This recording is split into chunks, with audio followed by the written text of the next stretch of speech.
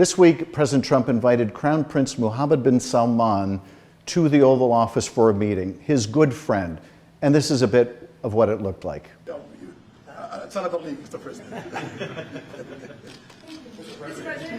And Trump doesn't give a fist pump. See, I grabbed that hand. I don't give a hell where that hand's been. I grabbed that hand. It wasn't just the flashy meeting in the Oval Office. It was a tour of the White House. It was an elaborate state dinner. It was flyovers and musical tributes.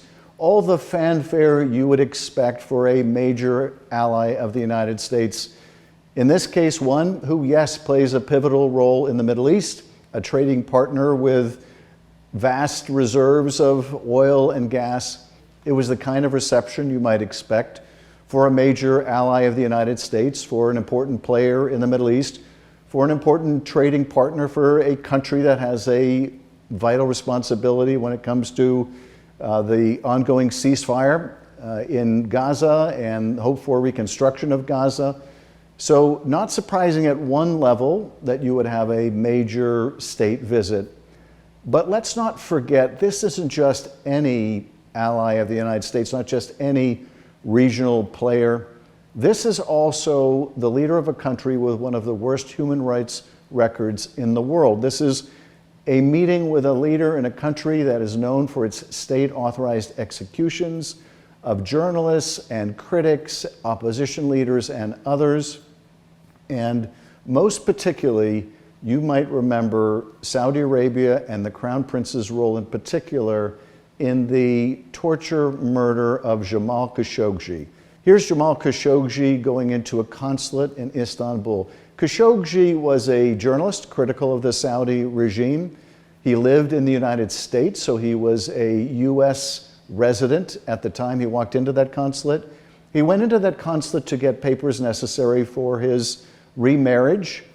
And while he was in that consulate, Saudi agents grabbed him, murdered him, cut him into pieces with a bone saw, and exfiltrated the parts out of the consulate. That's what Saudi Arabia did. Now, the intelligence community of the United States did an investigation during the first Trump administration as to what the Crown Prince's role was in that murder, that grisly murder in the consulate. And here's what that report concluded. We assessed that Saudi Arabia's Crown Prince Mohammed bin Salman approved an operation in Istanbul, Turkey to capture or kill Saudi journalist Jamal Khashoggi. No minced words there. No, it might have been, he might have had some role. It was quite definitive. And what's more, apparently there was a recording of his murder and of the bone saw in operation. Here's Donald Trump being asked about it at the time, whether he listened to the recording. It's a terrible tape. I've been fully briefed on it. There's no reason for me to hear it. And Trump now denies that intelligence report. He continues to maintain against the evidence of his own intelligence agencies that somehow the Crown Prince was not involved. This brings to mind Donald Trump appearing on the stage in Helsinki alongside Vladimir Putin when, again, Donald Trump took issue with his own intelligence agencies and denied Russia's involvement in trying to help him win in the 2016 election. Here's Trump in Helsinki agreeing with Putin, disagreeing with his own intelligence agencies. People came to me, Dan Coates came to me, and some others. They said they think it's Russia. I have President Putin. He just said it's not Russia. I will say this, I don't see any reason why it would be. So Trump has a history of essentially setting aside his own intelligence community in favor of a foreign autocrat when that foreign autocrat has something of interest or value to Donald Trump. In the case of Russia, maybe it was Putin being a fellow autocrat strongman, or maybe it was Moscow Trump Tower, a massive Trump project that he hoped to consummate that would be the highest building in all of Russia and indeed the tallest building in all of Europe. Bob Mueller in his report concluded that the Trump Tower that Trump wanted to build in Russia would have been the most lucrative real estate deal of his life. Well, lucrative real estate deals are a recurrent pattern in Donald Trump's foreign policy, because what may be driving this reception at the White House, what may be driving Trump's willingness to ignore the Crown Prince's role in the murder dismemberment of Jamal Khashoggi is money. Lots and lots of money for Trump and his whole family. There have been the crypto deals in the first few months of this administration, and now there's more crypto deals and more real estate deals. Just this week, news of another crypto real estate deal in the Maldives with a Saudi real estate development partner. There are Trump Towers planned for Jeddah. There are Trump Towers planned for Riyadh. There's a Trump Tower plan now in a massive project to rebuild the historic Saudi city of Diriyah.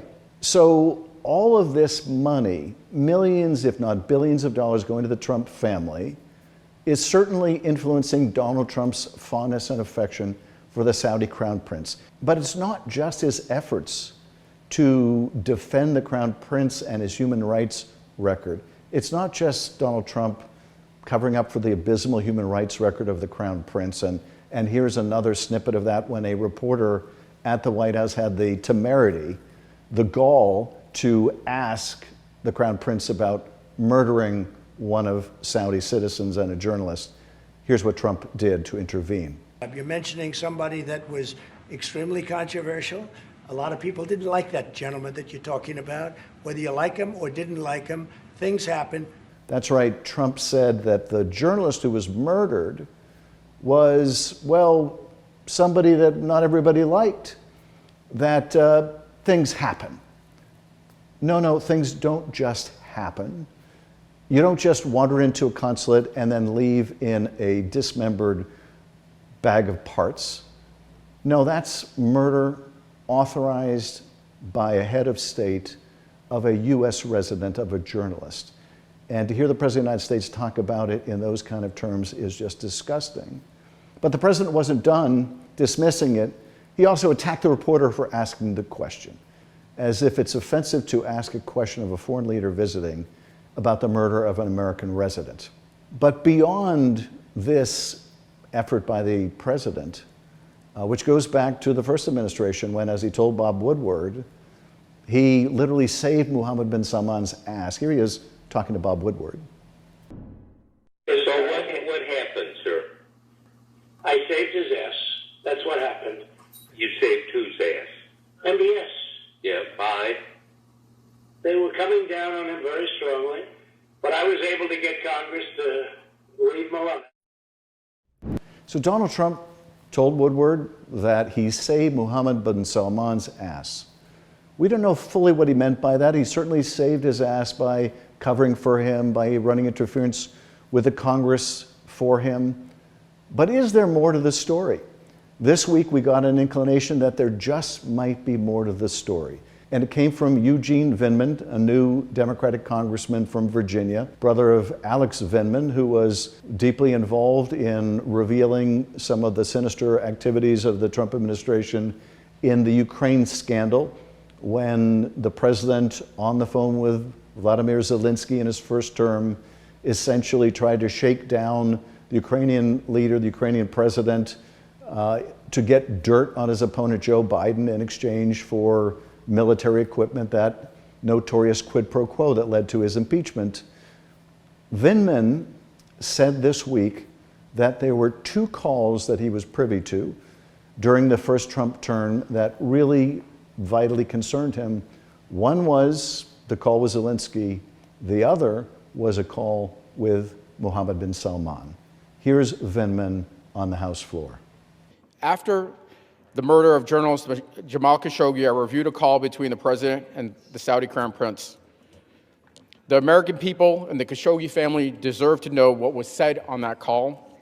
If history is any guide, the receipts will be shocking. So what was it about that call? What does it reveal about the relationship between the president, Mohammed bin Salman, that so concerned Eugene Vindman? We need to find out. We need to get to the bottom of this, because there may very well be more to the story. Now, in addition to once again coming to the Crown Prince's rescue, redeeming him with this incredible state visit, what is Saudi Arabia getting from this, apart from the rehabilitation of the person of the Crown Prince? And the answer is a lot, a lot. Saudi Arabia is going to get F-35 fighter planes. These are the most advanced aircraft that we provide to even our closest allies. This deal by Trump now to give the Saudis these planes draws major concerns from our own Pentagon that providing these planes to Saudi Arabia, which has an alliance with China, may end up meaning that our technology and our billions and billions of dollars in investment in that technology may make its way to China. So giving these planes to Saudi Arabia may be like giving the technology to China. But overriding that national security concern apparently is all the money that Trump and the family are going to make from all those real estate deals, all those crypto deals. And it's not just the F-35s either. Saudi Arabia is getting declared a major non-NATO ally. That is a designation reserved for some of our strongest and best allies in the world. So Saudi Arabia gets that too. So you have to say this about Saudi Arabia. All these Trump hotels that will now litter Saudi Arabia, all the crypto deals, that's a lot of money, but boy, has it paid off. Paid off in the form of America's best aircraft, paid off in the form of a new defense deal with the United States, paid off in the form of rehabilitation of their leader after the murder dismemberment of Jamal Khashoggi. So that is a lot that Saudi Arabia is getting from the deal. The question is, what are you, the American citizen, getting from this deal? You're not getting more national security. You're risking American technology going to China. You're not getting your own hotel deals or anything like that. No, all the enrichment goes to Trump and his family. No, you're just getting a bill of goods. The president is not putting America first here. He is putting his own family, his own wealth, his own personal interests ahead of everything else, ahead of you. So thanks for watching tonight's video. We started doing these nightly videos as a way of identifying something really important that happened today or this week, what we should make of it, and how we can fight back. As you can see, I like to include movie clips. If you have any suggestions for other movie clips I should include in future videos, please share them with us. And thank you for following along.